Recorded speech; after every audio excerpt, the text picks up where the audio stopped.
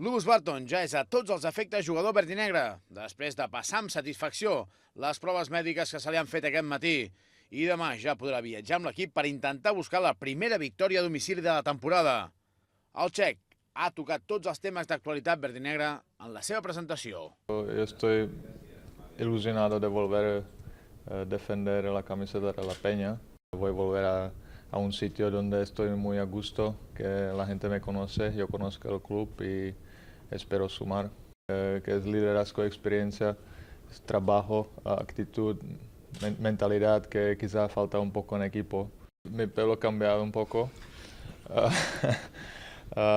pero yo estoy mismo jugador. Yo veo que el equipo está muy desanimado, pero esto se puede cambiar, aún falta mucho.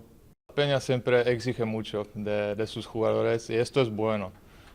Esto me siempre ha gustado de Badalona, que es el sitio vive de básquet y sabe cuando el equipo está bien y sabe cuando el equipo está mal. Siempre ha sido Aito, siempre ha sido Rudy, que cada año era el mejor jugador. Ricky también. Y después también mucha aportación tuve Elmer Bennett, que yo creo que con su liderazgo y calidad que ha hecho cada jugador mejor, me incluyo. Lewis Barton portarà el dorsal 31 i farà el seu debut dissabte a la pista de l'Estudiantes.